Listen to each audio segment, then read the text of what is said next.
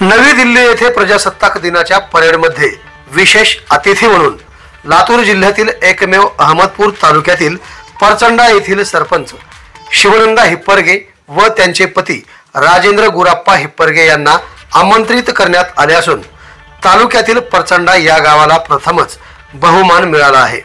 सौर ऊर्जा, जलजीवन मिशन, शैक्षणिक कार्य, रस्ते, ग्रामविकास, स्मार्ट गाव इत्यादी शासनाच्या योजना गावामध्ये उत्कृष्ट पद्धतीने राबविल्याची दखल घेऊन लातूर जिल्हा परिषदेचे मुख्य कार्यकारी अधिकारी यांना या संबंधीचे पत्र प्राप्त झाले आहे।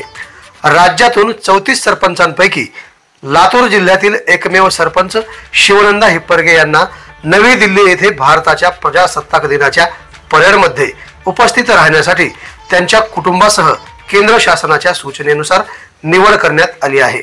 या संदर्भात महाराष्ट्र शासनाचे पत्र संबंधित विभागाला प्राप्त झाले असून तालुक्यातील महिला सरपंचाला दुसऱ्यांदा बहुमान मिळाल्याने त्यांचे सरपंच संघटना तसेच गावकरी, पंचायत समितीचे सर्व अधिकारी व कर्मचाऱ्यांकडून व सर्व क्षेत्रातून अभिनंदन व कौतुकाचा वर्षाव होत आहे। आवाज बहुजनांचा।